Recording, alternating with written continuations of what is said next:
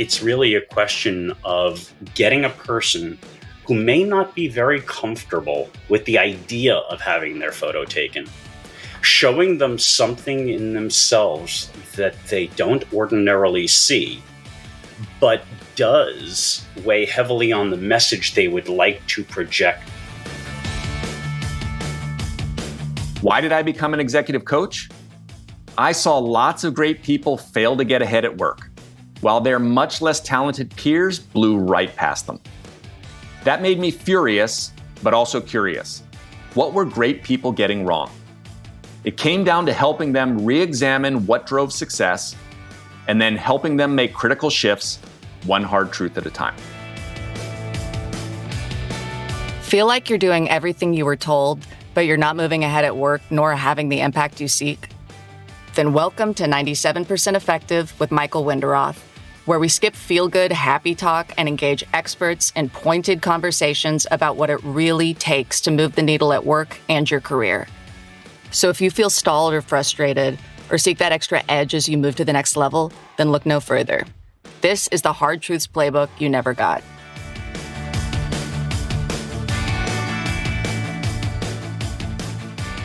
Hi, I'm Michael Wenderoth, and you're listening to 97% Effective. It doesn't matter how you look on the outside. It's what's inside that counts. Comforting fantasy. The hard truth. In as little as 1/10 of a second of seeing your picture, people decide on your competence, trustworthiness, likability, and attractiveness.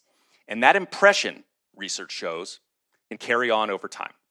So, it turns out, first impressions do count a lot. And that can mean the difference between a potential client or company selecting you or not. So you can say that's not fair and ignore this truth, or you can use that information to make sure that it doesn't cause you to lose out or even harness the power of first impressions to better achieve your goals. Which brings us to our important topic today, your professional headshot. And I'm excited to explore this topic with a real expert on it, Richard Waine. Richard is a professional headshot photographer whose goal is simple: to elevate your personal brand so you don't lose out. He wants to make sure your headshot works for you, that your unique identity and personality comes out and furthers your professional or personal goals. Be you an actor, corporate executive, seeking to attract clients, or seeking the love of your life. We'll discuss how to get a high-quality, highly effective headshot, considerations, pitfalls, tips, and we'll do that by looking at 2 before-after examples of real clients, including one of yours truly. That will be interesting, so stay tuned. Richard Waine is a headshot and commercial portrait photographer who serves diverse clients across the northeastern United States. He's based out of Lancaster, Pennsylvania.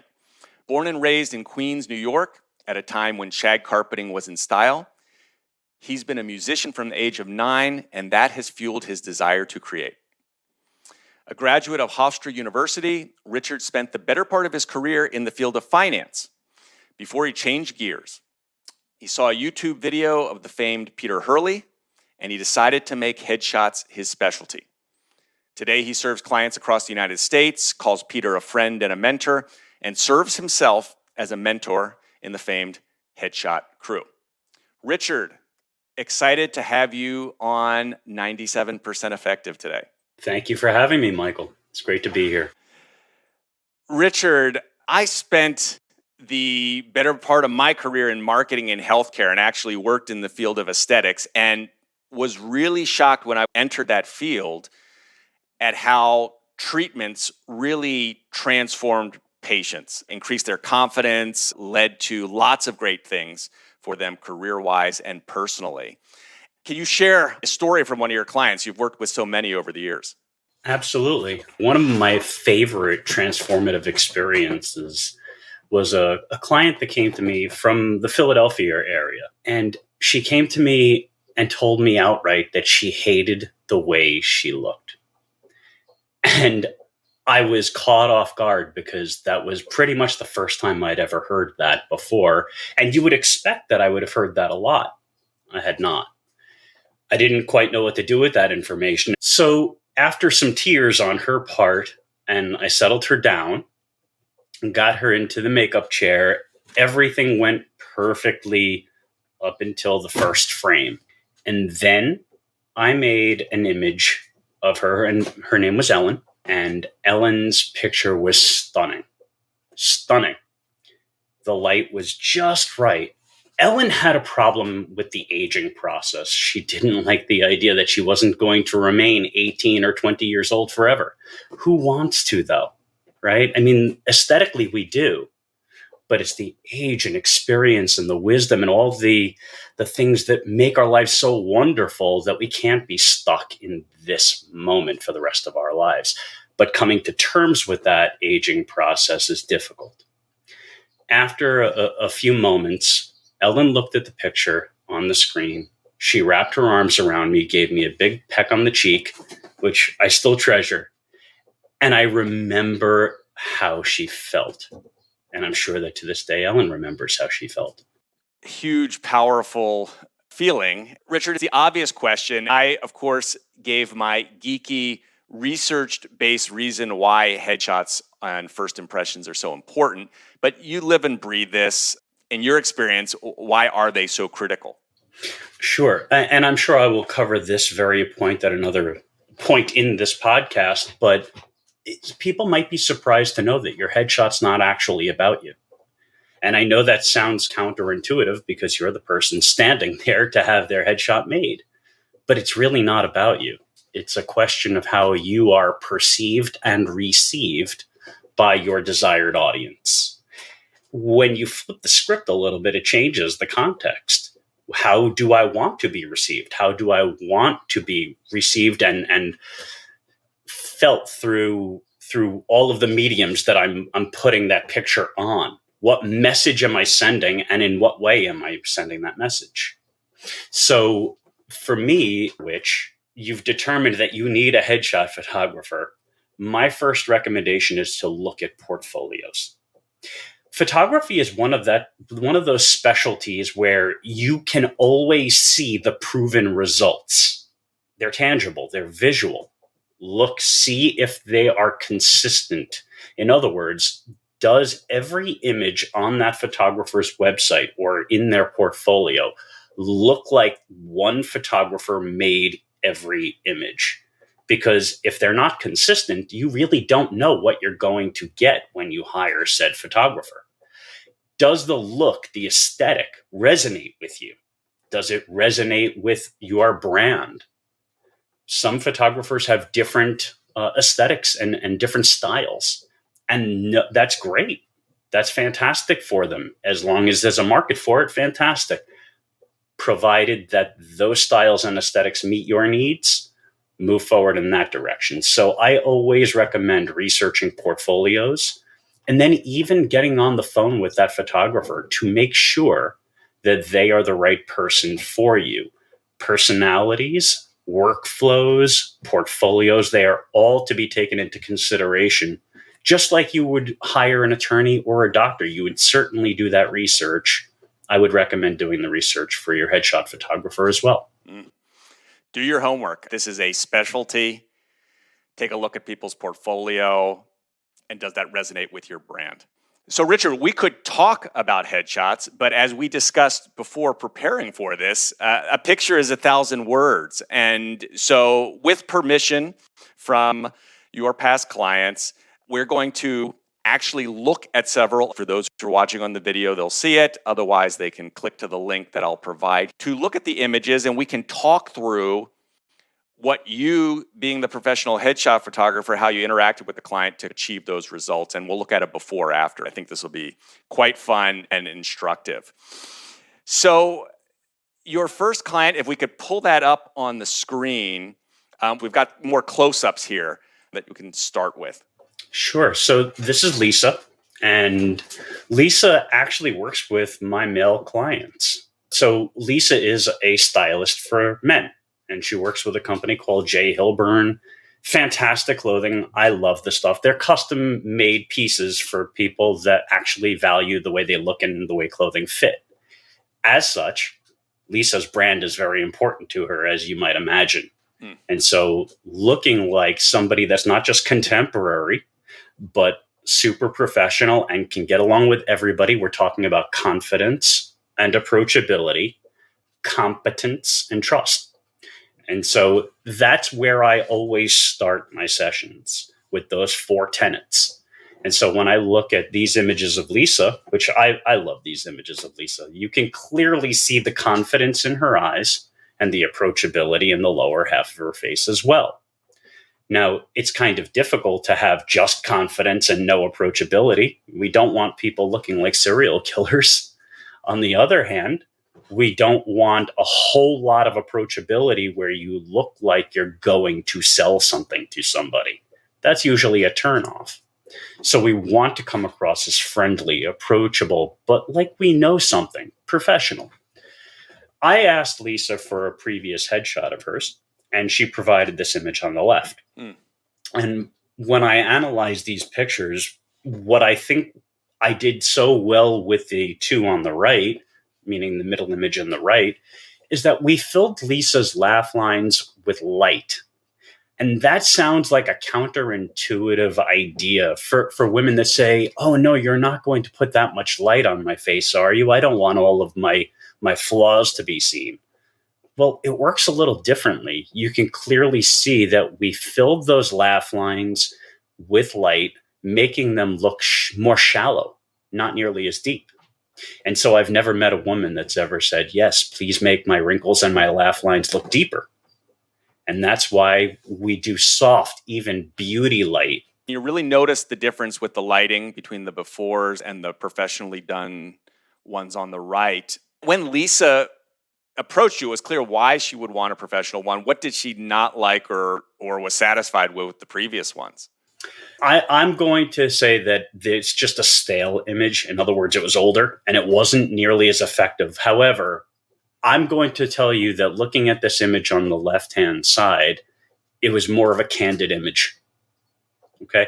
This was a spur of the moment. You can clearly see that she's super excited. Somebody clearly had her laughing before, but we can also see that somebody else was also cropped out of the image too. So she's not really standing on her own. The expression is not necessarily of her own. Okay. And it's probably more excited than I would have liked to have seen a headshot, to be very fair. The other thing that strikes me, Michael, and I think that you'll notice this because if you remember from our headshot session together, her jawline is not nearly as pronounced as in the 2 images on the right-hand side. And that's because her chin is higher and she wasn't instructed to push her forehead forward. So those little elements, they're I guess we would consider them to be nuance, some nuances of headshot photography that most folks are not necessarily aware of. So I try to take those elements and make them non-issues. Yeah, they can be a little bit daunting because folks don't really know what to expect. But I try to allay those fears in studio to make sure that we capture these images in the way they're supposed to with the high quality. And so that process of shooting here, for example, Lisa came in, is this, what type of time frame to get these and how many shots do you take? What does the process look like here? The process can be as quick as the subject allows. I don't really put time frames on my sessions. And the reason I don't do that is because I want folks to feel like there is no pressure in the world and there is no time frame that's going to squeeze that pressure. All I care about is turning out really great images for the people that choose me as their headshot photographer. And so eliminating time is a barrier. So if the headshot session was over in 15 minutes and the client was content, then I'm content, right? Provided the images are good. And on the other hand, if 3 hours does the trick, great, no problem. I try not to let time be a factor. In terms of how many images taken during that period of time, it could be 1, and it could also be 300. I really have no way of knowing. But what I do know is that what clients tend to walk away with and how many frames I actually photograph are 2 very different things.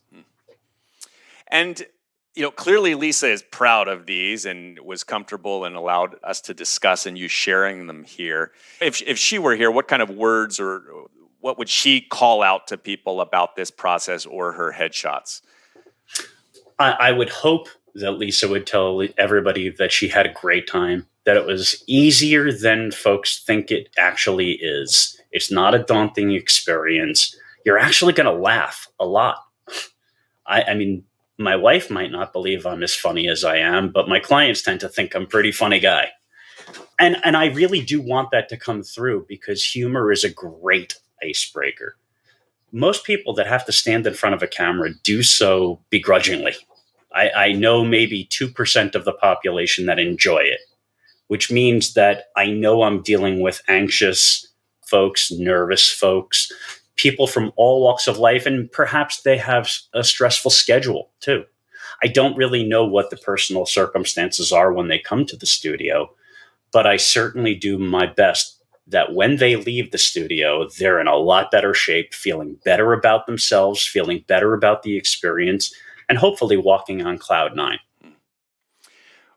Right before this episode, we had pulled up these images and you called out and you said there is one thing that is most important in every photo. What is it? Absolutely, Michael. It is your expression. Your expression is everything. Now, if you recall, Michael, and all of my other clients will recall, I tell folks that while your expression is the most important thing in a picture, we can't overlook posture either, right? Posture is an important element, but not nearly as important as expression. Why? Because your expression will resonate with people. That is your reputation. When you are not in the room, people will refer to a picture, right? It's what is that old adage about integrity? It's what people say about you when you're not in the room. That's exactly what your picture does too. That is your reputation. And maybe if I can carry it one step further, that's your brand. Not to say the photo is your brand, but how people feel about you when you're not in front of them. That is. And a headshot, a really great headshot, will further that brand. Mm. And because that expression is so important, we chose to show this image. I'm going to pull up that other image that we would more typically see. If we could pull that up. Yeah, so this would be not as cropped. We chose the other one so you could see it up closer. This would be typical, the LinkedIn profile, I guess, where people are typically using that. Anything you just want to call out here before we go look at the other example? Absolutely. So what I like so much about the crops here is that we can see some of Lisa's shoulders on the two images on the right. The image on the left, there's very little body, right? Even if there's a sliver, I'd like to see a little bit more of that shoulder. Why? And this comes to the idea of why I crop photos too. Notice that all of Lisa's hair are not in the photo. And that's by design. I had a client years ago that asked me where the rest of the head was in the picture. And I said, well, the assumption is that you still have your head, but I really adjusted the photo so we could see a little bit more of the information below your neck. In other words, the tie. That tie knot's better information if we already understand what the hair is doing.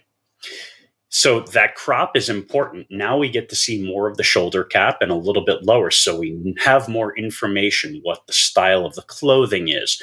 If Lisa was a male, we would certainly see that beautiful double Windsor symmetrical tie knot, and so on and so forth. So it's all about what information we're trying to provide to the viewer. What I also like, and pulling back is also helpful to see how composed and poised Lisa is in the two images on the right, as opposed to the very candid type of frame on the left. Really good illustration, thinking about the perception you want to create, what you want people to feel about your brand. There is one other point that I would like to make, and it does come up often, believe it or not. I am often asked why I only photograph on white, gray, black, and very plain, simple backgrounds. That's not to say that I won't photograph on a color, but I keep those backgrounds clean. And there's a very simple reason why. And Lisa's candid image illustrates that. On the bottom right-hand corner of her candid image, there's what looks like a black blob kind of thing. That's probably somebody else's shoulder in the background. Distracting backgrounds, whether that is a tree in the background, perhaps, or something else, will always take attention away from what matters most.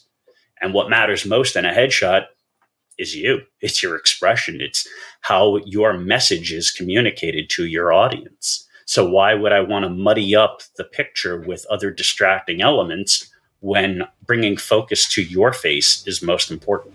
Excellent point. You've been listening to 97% Effective with your host, Executive Coach Michael Winderoth. If this interview is making you think, make sure to share it with a friend. Now, back to our interview. And that takes us to your other client. I was your client several years back. And so if we can pull up the image, again, the closer cropped up so we can see this closer. The one on the right is the one I use now that I shot with you several years back, and a few that were 5, 7 years, 8 years ago as contrasts. And so, Richard, take us away here and tell us what you're seeing here. You did not shoot these previous headshots, but walk us through kind of the situation here and things that you want to point out. Sure. Well, I'm certainly not going to call your baby ugly here, Michael, but what I will tell you is that, as I noted to you before the show began, there's a sense of maturity and poise in the latter shot, the shot that you and I did together, that I'm always in awe of. Right? I loved your poise. When I met you, you were confident as you were, and we reflected that in the images. You know some stuff, Michael. You've been around. You're an educated person, incredibly educated, and you've got a beautiful list of clients. They should receive you as the poised, confident expert that you are. When I look at your other two images, I certainly see a very approachable guy, but there's not as much poise as there is now. That's not to say you weren't confident back then. You probably were. But showing that level of poise and competence is different than actually having it. And so I can certainly respect that. If you recall, and anybody that I've actually worked with will certainly recall this, I may not be diagnosed as OCD, but I probably have some of that because I don't let little details go so easily. So things like in that middle image where your shirt's a little bit wrinkled down at the bottom, I clearly don't enjoy having to deal with that. So I'd rather fix that in the session. And I'm sure that you remember some of the tips and tricks we use to deal with those vertical wrinkles, but dealing with that removes a distracting element and once again brings attention to where it's necessary on your face. So I think that the image on the left just shows a much younger you. The image on the right shows you that we know and love today. And the middle image, we're just going to say, is just a passing phase. Well, I mean, I will add here that the professional image here on the right, you just said it and captured it. It really helped the poise and the confidence come out visually, which does not come out in the left too. Like you said, very approachable. And just for some context and history, because I think I'm maybe like a lot of clients who eventually come around to really investing in their headshot. The first one on the far left, I was doing work for a corporate client, and they had a day they were just taking everyone's photograph. So I kind of hopped in line to get a free one.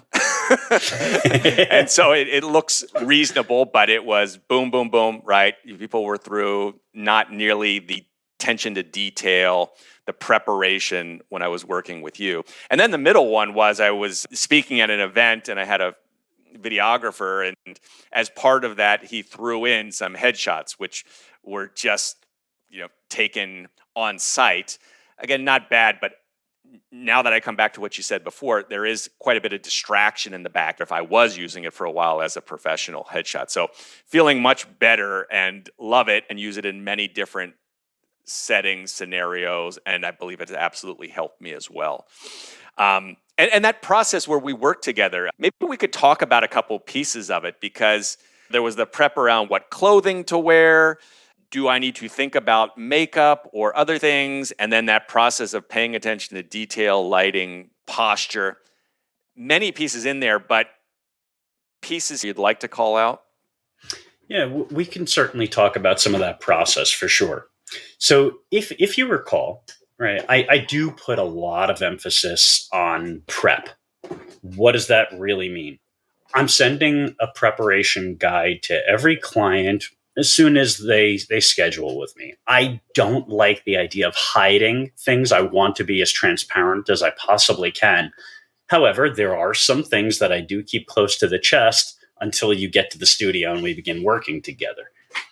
Having that little bit of surprise, those surprise elements, makes for a little bit more fun. Let's just say a fun session. Now, preparation is only one part of things. You're going to get a preparation guide regarding clothing, and you'll have plenty of other tips and tricks on how to make the most of your session in that preparation guide. And then when you get to the studio and you have all of those things, you find out how quickly having that prep comes into play. Because I ask you to do things that most human beings would find a little bit weird, because it's an uncomfortable type of situation. And then you realize that all of the preparation that we had done ahead of time has just removed elements away from the occupying of your brain, I should say. It's not occupying the brain, and it doesn't require brain power any longer. So now you're allowed to loosen up a little bit. You're allowing yourself to have a little more fun with it. That being said, we're going to spend a little bit of time talking about expression, what makes a good one and what makes a bad one, and most importantly, how I intend to get your face to do what I want it to do. And that's fun. I don't know how most of my clients figured out how I have that much fun, but when they do catch on, they begin enjoying this too. At least I hope that was your experience. So when I started to pepper you with things, I love watching you light up. I mean, it was a great process, and we went several hours, a little bit less than that, and shot a lot of pictures, glasses on, glasses off, a couple different outfits. I want to ask you, because you did mention in kind of the advance, bring clothing that makes you feel comfortable. You offered kind of wardrobe assistance. When you said kind of bring what you feel is comfortable, are there times that the client isn't right that you yes. would? Yes. And so yes. how do you call that out, or what do you? Right. Okay. I'm not going to candy coat it. If it's just not worth photographing, Mm-hmm. I will glance over it. So basically, here's how this works. I ask for options, because if it's not in the studio when we photograph, I can't photograph you in that clothing. So it needs to be there. The typical rule of thumb that I provide to my clients is, if you don't love it, I don't want to see it. And the reason for that is really simple. If you don't love it, what makes you think you're going to photograph well in it? Why would you feel more confident in a piece of clothing that you dislike? But if you love something and you want to wear that, you always feel good in it, you're going to photograph significantly better in that clothing. So that's why that rule of thumb exists. Now, once we have those clothing options set up in front of us, then we're going to go through the options together.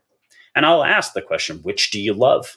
Hopefully, you'll say all of them. But if you don't, we'll segment the ones that you do love off to the side, and we'll make some strategic choices. This is where I'm starting to get a sense of the kind of vibe that you're after, right? The purpose of the images. Some folks have a very defined purpose. I am an author. It's only for a book. Okay, now we have a little more context.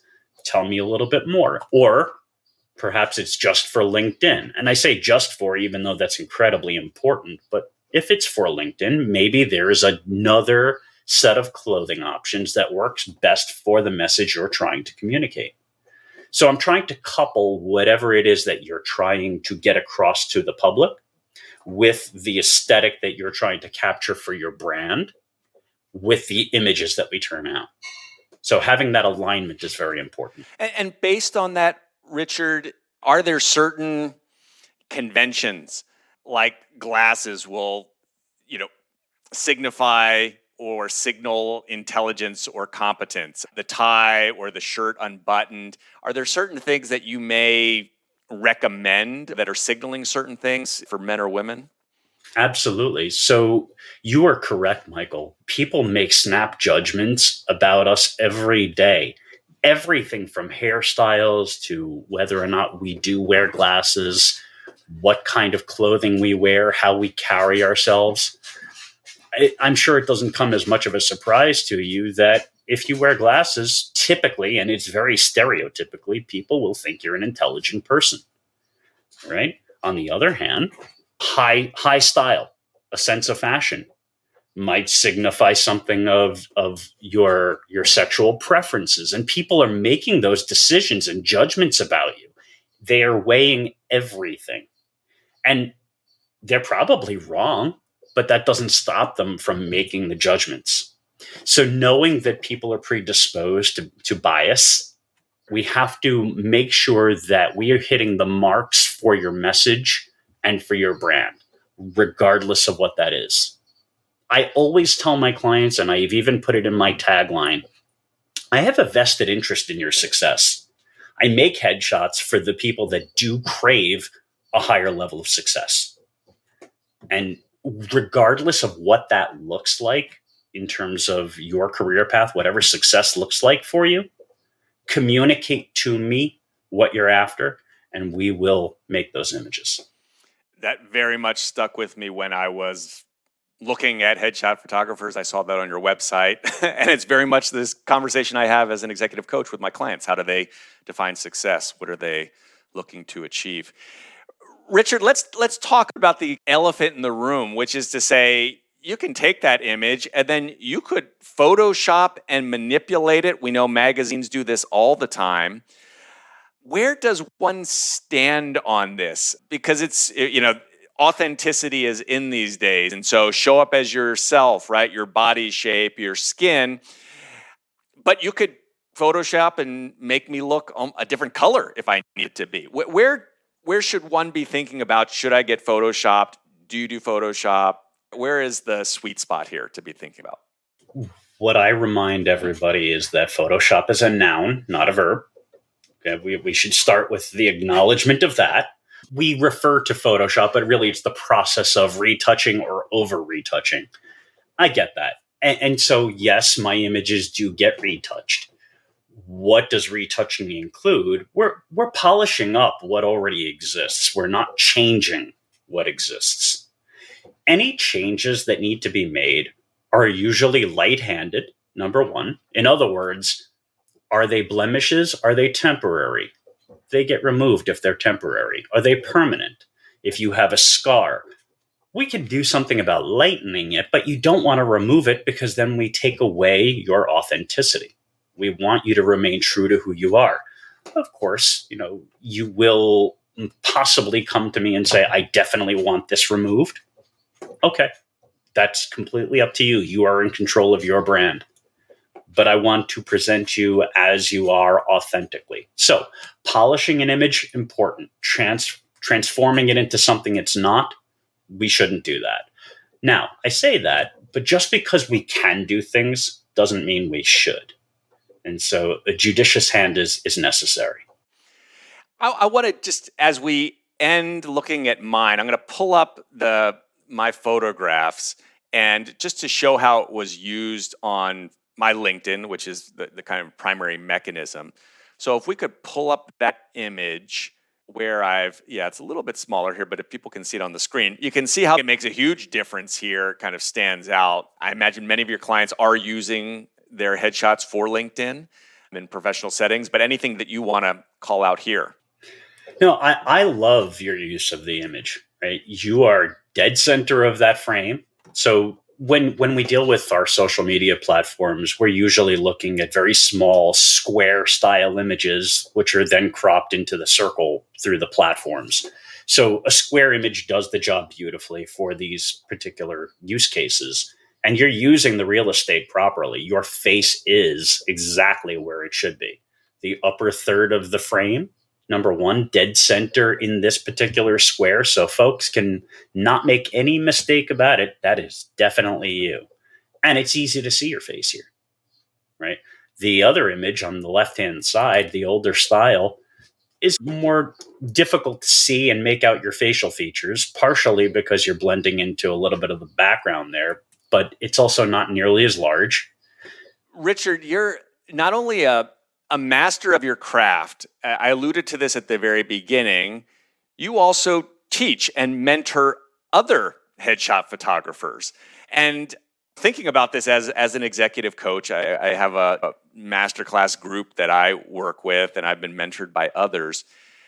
In your experience, when you are mentoring other photographers, headshot photographers, what are some of the classic pieces that separate a good headshot photographer from a great one? What are the things that kind of elevate one up in this craft?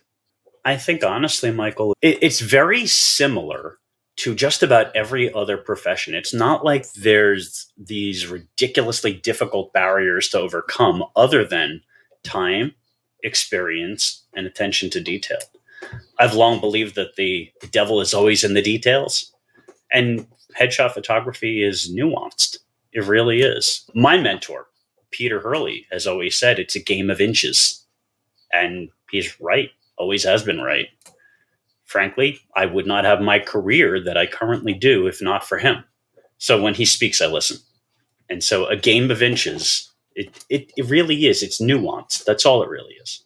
I remember when we were looking at images after you had shot them together, it felt like a game of millimeters as we were going in and being very picky about things. Richard, you mentioned at the beginning, very good questions to be asking as you consider selecting a headshot photographer. Any piece you want to add here in terms of how someone should pick one, pitfalls that clients often make or potential clients make?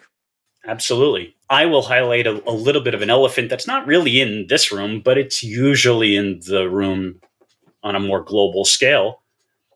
Folks tend to believe that cheaper is better because it's more convenient, right? It doesn't hit their budget nearly as hard. But I might counter that and say, would you A, negotiate with your attorney or your doctor? I would say both are a bad idea. Number two is that, yes, there are budget constraints, but this is an asset. It's going to generate cash flow for you. It is not an expense. You don't just write off the expense. You're actually going to make money using it. As such, you need to treat it like an asset, like it has a real return on investment. So that's where I suggest folks to buy as much photographer as they can afford to buy. Okay, I say that because photographers will price themselves according to where they believe their skill levels are and where their businesses need to be justified so they can actually make a living. That's normal. We expect every person out there to make a living and justify their lifestyle. But photographers price themselves intentionally.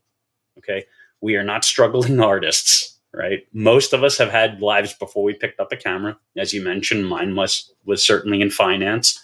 And other photographers have started elsewhere. So they are smart. And so they will price themselves accordingly. So the first thing I would recommend, don't just look at budget. It's not just about budget, and it never is and never should be. Rather, I would suggest looking at the portfolio, figuring out if your personalities will work together nicely, figuring out if you like the workflow that your photographer that you're interviewing has to offer. Okay. Figuring out if this is a purchase with said vendor, whoever that photographer it would be, if that is a purchase worth moving forward with, if you're comfortable with it. Okay. Once you get through those hurdles, then pick up the phone and have a conversation. I can't stress that enough. Right? So many people these days hide behind a computer, right? They're going to go ahead and type till their heart's content, but they're not going to pick up a phone. Most photographers will pick up a phone. And the reason why we do that is because we want you to know what to expect. We want to address your questions. Okay, we want you to feel comfortable with the entire experience from beginning to end. So if you don't call us, we're calling you. Anyway, when you do speak with a photographer, ask all of the questions, anything. Nothing is taboo. You're going to spend an hour or more with your photographer. You might as well make friends. You'll be surprised also, photographers know a lot of people, and we enjoy connecting those people. That makes a beautiful network. The world is a lot smaller because we connect with each other. So I would always recommend doing those few things first, right? After you have that conversation and you do feel like it's worth moving forward with that photographer, then tell them so. You can either tell them so by scheduling. Some folks have an online scheduler. I know you certainly experienced mine. Or you can pick up the phone and say, I would like a session with you. But the worst possible thing that you could probably do when you're working with a photographer is to start to try to negotiate with them. Okay. And I'll tell you why that's a bad idea. We are not starving artists. Even though photography is an art, there's also a science to it. It's a practiced art. We didn't just get good at it by snapping our fingers and miraculously we're experts in it. We've spent a lot of time and a lot of money to learn what we've learned. And so for us to negotiate on pricing is a real insult, believe it or not. You would not go to a supermarket and negotiate with the cashier over a gallon of milk. Not a good idea to negotiate with a headshot photographer. You may ask them if they offer any sort of incentives or discounts or anything like that. Some photographers certainly do that, but don't go in expecting to haggle. Probably not a good idea. Like an interview process, I'm sure you know interview processes pretty well, Michael. The candidate is interviewing the company just as much as the company is interviewing the candidate. The same thing applies here. Yeah. It was a great investment. We became friends as part of that process. And here, years later, we are talking about the whole science and art of headshot photography because it is also hugely important for my clients who are working in corporate and looking to take their game to the next level. Richard, I want to thank you. Anything that we did not cover? It's my pleasure, Michael. There is one thing I would like to add because you did bring up companies, and that's a really fascinating subject, believe it or not. Photographers like myself go on location to offices or conferences, and we will photograph teams. Now, the beautiful part about it is that you will always have consistent imagery from beginning to end for your new employees, for your existing employees, and presenting that unified team of professionals actually is a winning recipe. If you go to somebody's website or a company's website and all the headshots look a little weird, like they were taken by 20 different photographers, you really don't know what kind of results you're going to get. And you might even wonder, well, do they take themselves seriously? Are they professionals? So having a unified team presented beautifully on a website or anywhere else will actually benefit your revenue stream. So I think that's a pretty important point. Consistency is important. So why get a headshot? What makes a great one? What is the process we should go through? We covered it all today. Richard, thank you so much for taking time out of your busy schedule. Very much appreciate you joining me today on 97% Effective. Thank you so much. The pleasure was all mine, Michael. Thank you so much for having me. Awesome. Thanks for listening to 97% Effective, where we skip happy talk and help you break through and ascend, one hard truth at a time. Help others discover this show. Leave a review and rating wherever you listen to your podcasts. And if you like what you heard, you can get free resources, including the first chapters of Michael's book, Get Promoted, on his website, www.changwenderoth.com. That's www.changwenderoth.com.